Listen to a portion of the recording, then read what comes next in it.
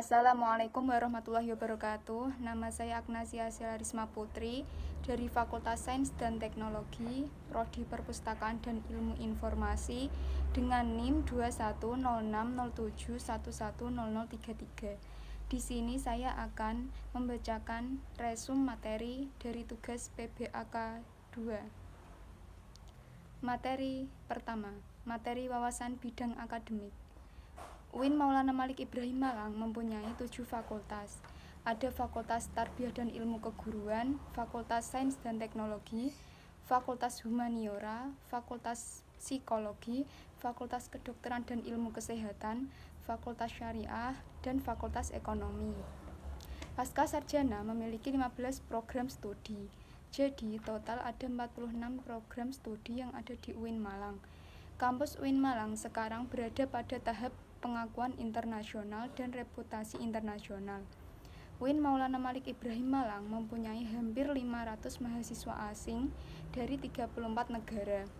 Sejak tahun 2008 sudah mendapatkan sertifikasi internasional, kemudian pada tahun 2020 ada 4 program studi yang sudah mendapatkan sertifikat AUNQA, dan dari 46 program studi telah banyak yang mendapatkan predikat unggul dari BAN PT.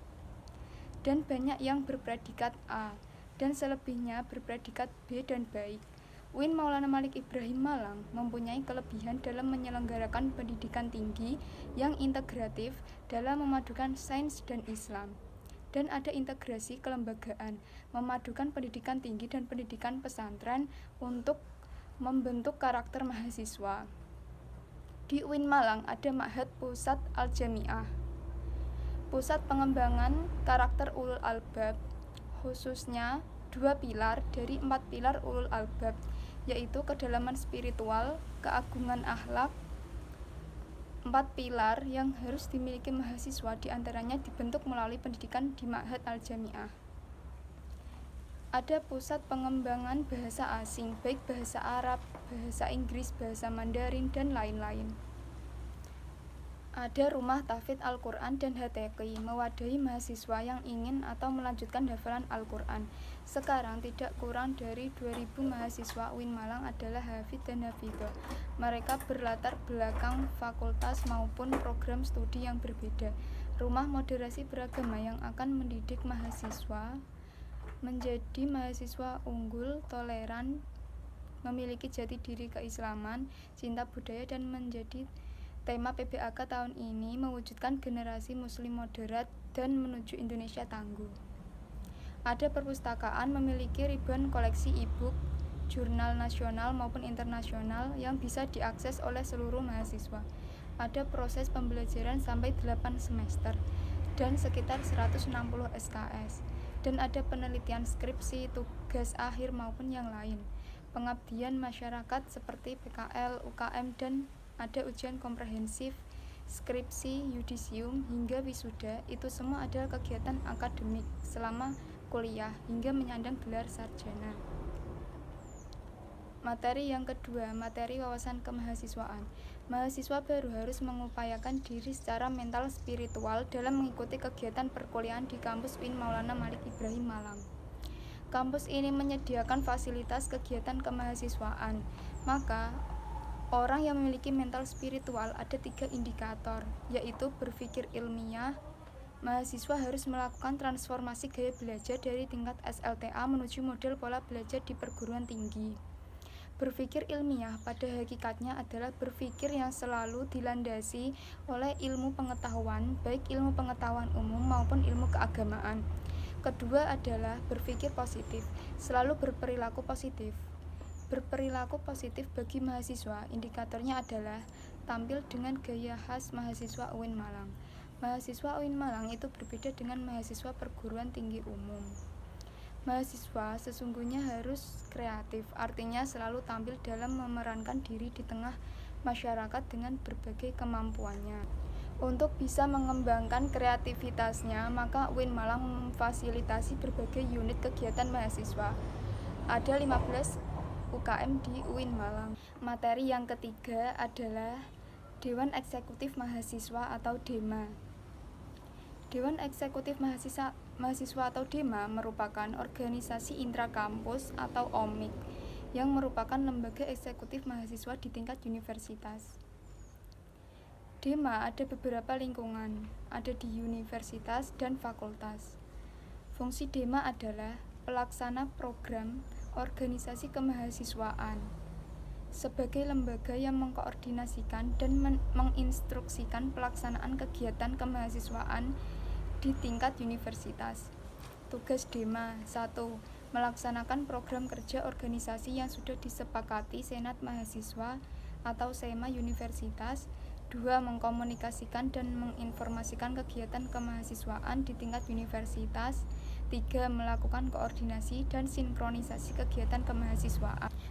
Kementerian DEMA Universitas ada Kementerian Dalam Negeri, Kementerian Sosial dan Hukum dan Politik, Kementerian Luar Negeri, Kementerian Agama, Kementerian Komunikasi dan Informasi. Ada program kerja dari DEMA Universitas. 1. Sahabat Desa. 2. Sapa Sekolah. 3. Program kerja yang berhubungan dengan sosial, hukum, dan politik, yaitu Rihla Parlemen. Materi yang keempat adalah Senat Mahasiswa atau SEMA. Senat Mahasiswa adalah organisasi mahasiswa UIN Maulana Malik Ibrahim Malang yang berperan sebagai lembaga legislatif yang mengkoordinasi DEMA, UKM, dan HMJ. Visi: terwujudnya Senat Mahasiswa Universitas sebagai lembaga legislatif transformatif, kolaboratif, progresif, berdasarkan asas kebersamaan dan kekeluargaan, serta menjunjung tinggi profesionalitas. Fungsi SEMA Universitas: 1. Advokasi. 2. Legislasi. 3. Pengawasan. 4. Penganggaran. Tugas SEMA Universitas adalah 1. Mengawasi dan mengontrol DEMA Universitas. 2. Memberikan persetujuan setiap kegiatan yang akan dilaksanakan oleh DEMA Universitas. 3. Memberikan pengesahan setiap laporan pertanggungjawaban setelah selesai agenda tersebut. 4. Memfasilitasi aspirasi mahasiswa UIN Malang dan menyalurkannya kepada pihak-pihak yang bersangkutan. Komisi di SEMA Universitas terdiri dari Ketua Umum, Sekretaris Jenderal, Bendahara, Ketua Komisi, anggota komisi, dan staf ahli. Ada 4 komisi di SEMA Universitas. Komisi A yaitu Komisi Advokasi dan Hukum, Komisi B yaitu Komisi Organisasi dan Kemahasiswaan, Komisi C yaitu Administrasi dan Keuangan, Komisi D yaitu Informasi dan Komunikasi. Resum materi kelima yaitu Unit Kegiatan Mahasiswa. Di Universitas Islam Negeri Maulana Malik Ibrahim Malang terdapat 15 UKM, diantaranya sebagai berikut. 1. Resimen Mahasiswa atau Menwa. Sejarah Menwa diawali pembentukan oleh Jenderal Ahmad Haji Nasution tahun 1959 di Jawa Barat. Walawa dilatih di Kodam Siliwangi. Widya Kastrena Dharma Sida adalah semboyan Resimen Mahasiswa Indonesia. Memiliki arti penyempurnaan pengabdian dengan ilmu pengetahuan dan ilmu keprajuritan. Panca Dharma Satya merupakan janji Resimen Mahasiswa. Warna ungu merupakan warna baret yang memiliki makna mulia, berpengetahuan, dan terpelajar. Asas dan dasar Menwa yaitu Pancasila dan UUD NKRI. Menwa Satuan 811 Wiracakti Yuda berdiri tanggal 17 November 1981. Satuan 811 memiliki arti 8 sebagai nomor Kodam Brawijaya, 11 sebagai nomor urut Menwa se-Jawa Timur. Wiracakti Yuda bermakna prajurit atau pemimpin yang sakti dan tahan akan segala bentuk halangan dan rintangan dalam menjalankan tugas. 2. OKM Korps Sukarela PMI. Pengurus inti, Ketua Umum, Wakil Ketua Umum, Sekretaris, Bendahara. Program kerja, rapat bulanan, kartu kendali, pengukuhan AK, mustata, disnatalis. Ada 6 bidang, yaitu sosial agama, dikten, rutang, kesehatan, litbang, dan humas. Yang ketiga ada UKM Pramuka. Visi menjadikan anggota rancana yang berpengetahuan luas, mandiri, berbudi pekerti, dan berpegang teguh pada kode kehormatan pramuka serta berlandaskan ulul albab. Misi meningkatkan kualitas pendidikan dan pelatihan, serta mengembangkan bakat dan minat anggota rancana, membentuk karakter yang berakhlakul karimah, mengamalkan nilai-nilai kode kehormatan dalam kehidupan sehari-hari, menjadi anggota yang dinamis dan kreatif, membentuk anggota yang mandiri dan dengan berwirausaha. 4.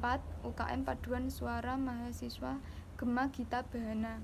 UKM ini mewadahi mahasiswa untuk mengembangkan bakat dan minat dalam seni bernyanyi berpaduan suara. UKM ini diresmikan pada tahun 2015. 5. UKM Seni Religius. UKM ini merupakan lembaga otonomi yang memiliki jalur koordinatif yang bergerak di bidang seni Islam.